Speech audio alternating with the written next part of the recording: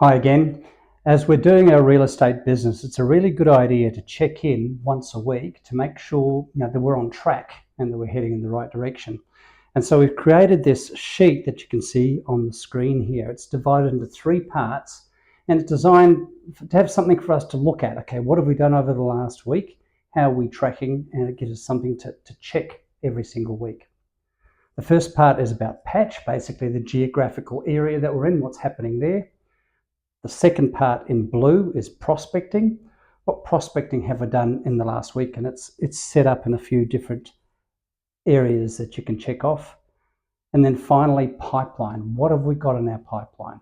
And that's probably the most important part because it's showing, what sort of income we can expect to be earning going forward. So let's look at each of those 3 parts, patch, prospecting, and pipeline individually. First one is patch. Okay, so the color that we've put on that one is green. It's a green list, and you'll see it's divided into 2 parts. Basically what patch is what's happening in the patch or the geographical area that we are specializing in.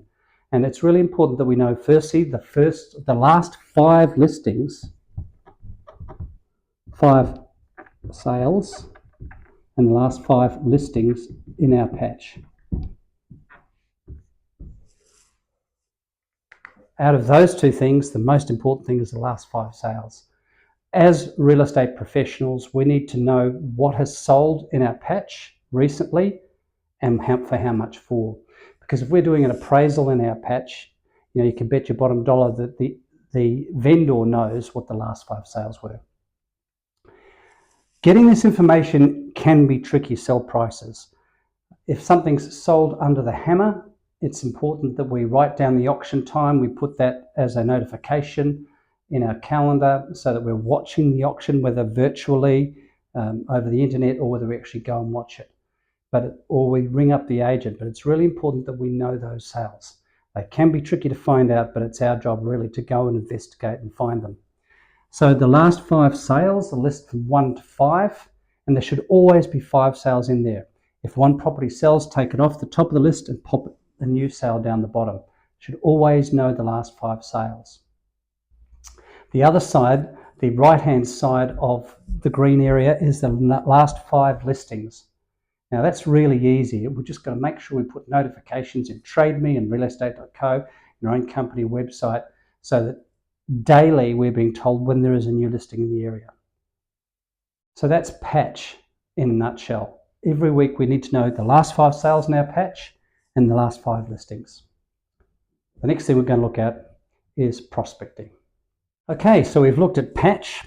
The next part that we need to check in on weekly is prospecting.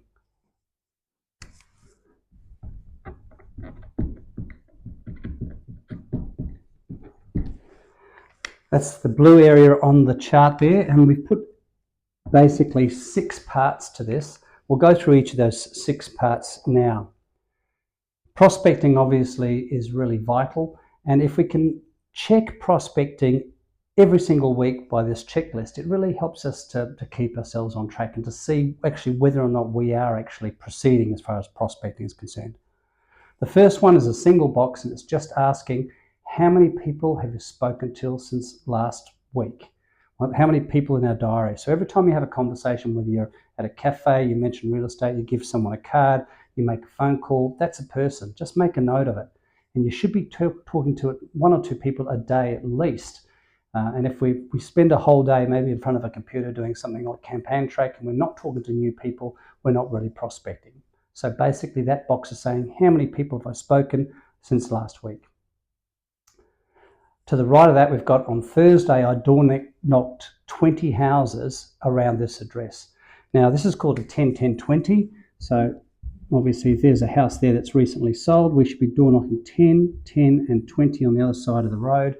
Basically, telling people that this property is sold. Look, I didn't sell it. Another company sold it or another agent sold it, but it did sell for this price. I did have some buyers that were interested. Do you know who might next be selling in the street or in the area? If we did that 10, 10, 20, so it's 40 door knocks. It doesn't matter if there's people there or not people there, but if we did that once a week next to every single sale, I think we could guarantee we're going to increase our listings. 10, 10, 20. Last Thursday, I door knocked 20 plus houses next to this address. We picked Thursday being the day after the auction of that particular property.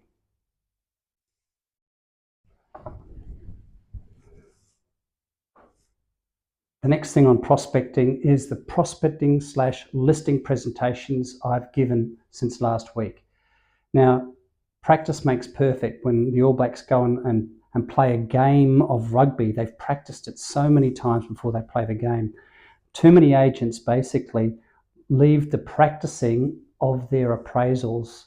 They leave it until when they're actually sitting down with a real vendor. Crazy, really.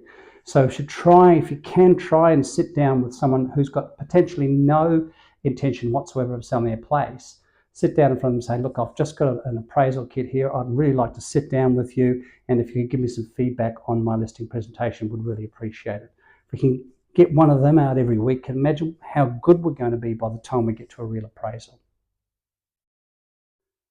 To the right of that, we're looking at buyers, addresses I've taken buyers to since last week. So any buyers appointments you've got, you're right in there. And then down the bottom, the final two parts of the blue part of the form is a case study.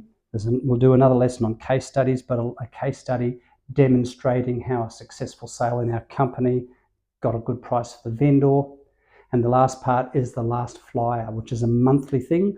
We should be really putting out a monthly flyer showing recent sales in our area, and we write that date in there.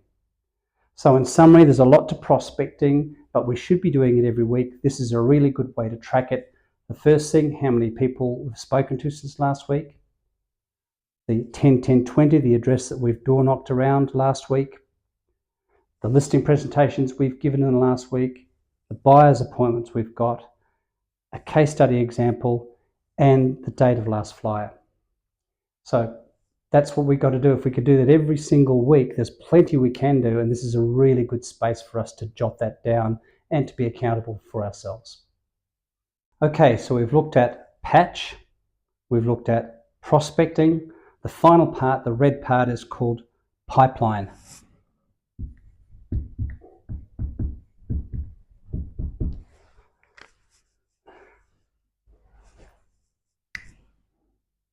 Absolutely vital that we keep a tab and record what's on our pipeline, because a pipeline is an indication of how much money we're going to earn going forward.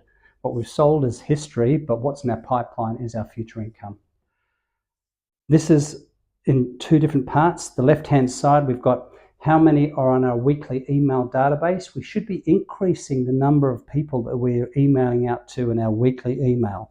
So we should be gathering email addresses, and keeping a tab on that and seeing that number going up, not down, is a good reminder. Also, it's got the total number of people in our database, which we can pop in there as well. On the right-hand side of pipeline, it's pipeline vendors, A's, B's, and C's. And C's. A's are the vendors that are selling 0 to 3 months. B's, people that are selling 3 to 6 months, and C's 6 months plus. Obviously, these are estimations, but we really need to log the number of people in our pipeline, and that needs to be growing. If we find we've got nothing in our pipeline, that's a really good indicator that we're going to have to borrow some money, because we're not going to be earning any money. Pipeline is crucial, and it's really good that we check in and we fix our position every single week to make sure that's growing. So that's pipeline in a nutshell. Number of people that in our email database, number of people in our total database, and our number of pipeline vendors, A's, B's, and C's. Okay, so that sums everything up. Patch, prospecting, pipeline. Patch, last 5 sales in the patch, last 5 listings. Prospecting, people we've spoken to, appraisals we've done, buyers appointments we've done, case study, and date of the last flyer, also the 10, 10, 20. Finally, pipeline. How's that pipeline going? The email database, how much has that increased by? And really importantly, pipeline vendors, A's, B's, and C's. How many are in our pipeline? How many have we increased it by? Patch, prospecting pipeline.